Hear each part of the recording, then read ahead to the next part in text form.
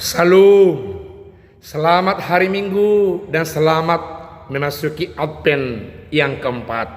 Kita berdoa.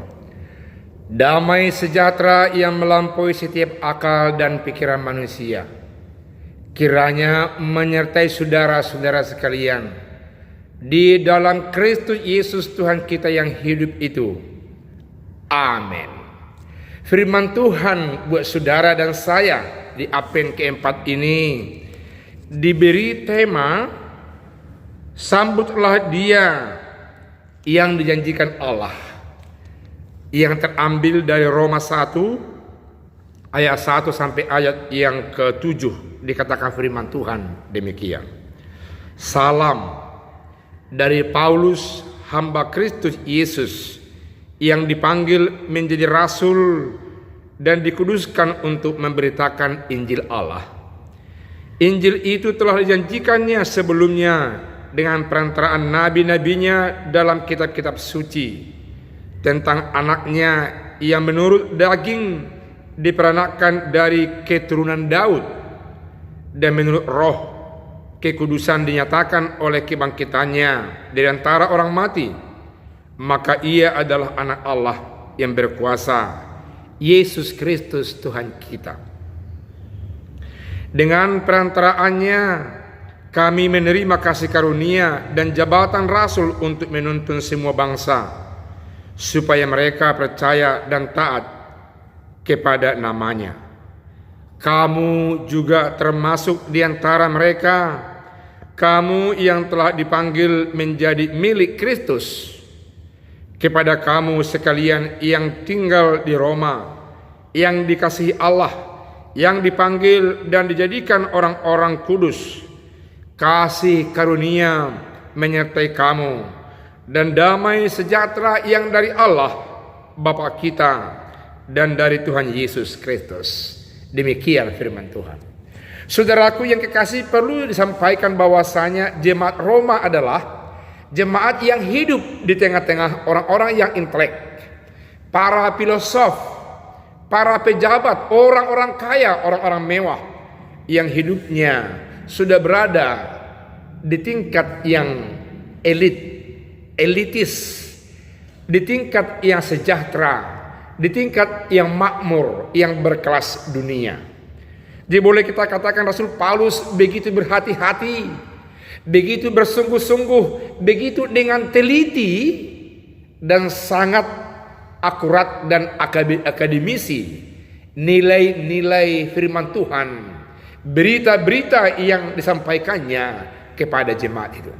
Kalau kita melihat dalam ayat yang pertama, Rasul Paulus dengan jelas menyampaikan bahwa dia adalah rasul, dia adalah hamba dari Kristus. Itu artinya dia mengatakan bahwa kata yang dipakai untuk Kristus di sini adalah kata kurios, yang mau mengatakan bahwa kurios itu adalah Tuhan yang menguasai atas semua umat manusia dan sekaligus penguasa atas benda-benda yang ada. Itu Paulus mau mengatakan bahwasanya saya adalah hamba yang dari kurios, penguasa semua umat manusia, dari semua kalangan, dari semua tingkatan, dari semua jabatan dan kekuasaan, dan sekaligus penguasa-penguasa benda-benda, istana-istana dan segala isinya, bangunan-bangunan mewah dan segala permak-perniknya. Dia penguasa, dan penguasa itu memberikan kuasanya kepadaku untuk menguasai segalanya. Rasul Paulus memiliki harkat martabat, status yang sedemikian tinggi di tengah-tengah umat yang ada di Roma. Dia mengatakan bahwa dia juga hamba Kristus, yang berarti bahwa Kristus pemiliknya, pemilik umat manusia dari semua kalangan, pemilik semua harta benda yang ada di tengah-tengah dunia ini. Dia membuat orang kepercayaannya, yakni hambanya, yakni aku Rasul Paulus, hamba Yesus Kristus. Sekaligus dia menjadi pilihan kurios, pilihan pemilik segalanya, dan dia menjadi hamba dan sekaligus pengatur pemilik yang ada di tengah-tengah dunia di wilayah Romawi. Saudaraku yang kekasih, firman Tuhan ini memperdengarkan, mengatakan, melekatkan wibawa kepadanya, bahwa dia juga adalah sebagai Rasul Kristus yang sudah mendengar dan memenuhi panggilan Allah dalam nama Yesus Kristus itu, sehingga ketelitiannya untuk membenihkan, memasukkan pemahaman kepada elit-elit itu sungguh-sungguh terasa ada hal yang realis, yang nyata, yang bisa masuk akal untuk membuat wibawanya sebagai hamba Allah, hamba Kristus, sebagai Rasul Kristus yang harus membawa pengaruh, membawa sukacita ke tengah-tengah kehidupan mereka. Selanjutnya Rasul Paulus dalam ayat 2 sampai ayat yang keempat memperlihatkan bahwasanya Paulus dipanggil untuk hal-hal yang kudus, Injil yang dikuduskan. Dia dipanggil untuk menyampaikan itu, yakni sebuah rencana yang kudus yang dari Allah.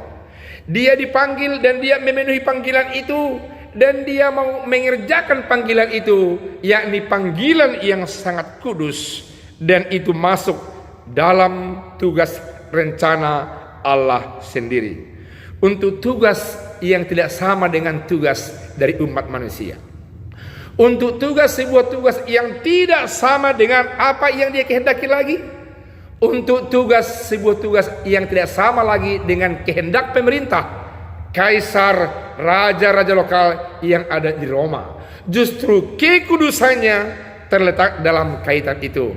Paulus katakan bahwasanya juga kamu ikut dipanggil untuk itu. Raja-raja pemerintah lokal, pemerintah pusat, sampai ke daerah akar rumput masyarakat dipanggil untuk menyampaikan berita yang tidak lagi sama seperti konsep posisi kenegaraan, posisi kerajaan yang akan mereka lakukan. Berubah pola, berubah rencana, hanya berpolakan Allah, berpolakan Kristus, berdasarkan rencana Allah, berdasarkan rencana Kristus, yakni Injil yang mau mereka sampaikan kepada semua umat yang ada di dunia kerajaan Romawi ketika itu. Luar biasa terobosan dari Rasul Paulus dalam rangka memberitakan berita Injil, berita yang kudus, yakni Allah yang anaknya dalam Yesus Kristus, yang tadinya mereka anak dewa, anak-anak kaisar, anak-anak raja, memiliki kuasa untuk pemberitaan, untuk memimpin, untuk menyebarkan sesuatu perintah. Kini hal itu diambil alih dan berada dalam Kristus Yesus Tuhan.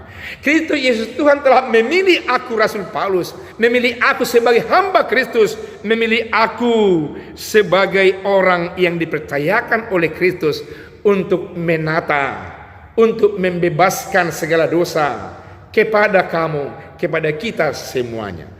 Alhasil yang terakhir dalam ayat 5 sampai ayat yang ke-6, Rasul Paulus menerima karunia yang khusus, dan juga karunia itu diberikan kepada orang-orang yang ada di Roma. Apa karunia itu? Karunia itu adalah karunia pemberian yang cuma-cuma, yang bukan berdasarkan jerih payah, bukan berdasarkan usaha, yakni mereka yang percaya, yang bisa menjadi hidup kembali walaupun mati di dalam kebangkitan Kristus Yesus itu. Itu keunikan Kristus. Itu keunikan berita sukacita, berita yang baru yang disampaikan oleh Rasul Paulus.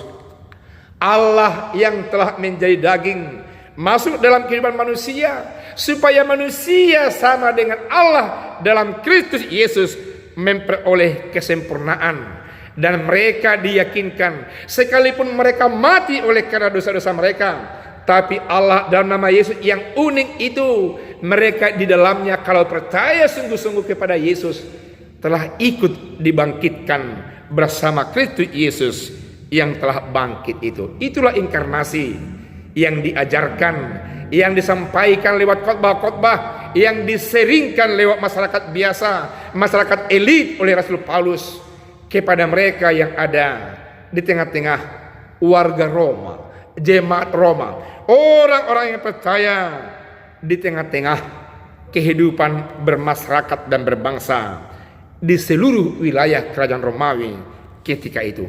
Sambutlah dia yang dijanjikan itu. Karena dia janjikan itu juga untuk semua umat manusia, termasuk buat kita yang mendengarkan firman Tuhan pada saat ini. Allah yang adalah manusia, Allah yang adalah anak Allah dalam nama Yesus telah mengambil semua kuasa itu, dan kuasa itu diberikan kepada gereja. Gereja dalam arti umatnya mau sempurna sama seperti Kristus. Dan salah satu hal membuat kita sama seperti Kristus, semua dosa kita telah diampuni, dan kita tetap bangkit bersama kebangkitannya. Dan kita yang dibangkitkan itu mau masuk menuju ke arah kesempurnaan bersama-sama Kristus. Kita dikuduskan, kita dipanggil sama seperti panggilan kepada Rasul Paulus.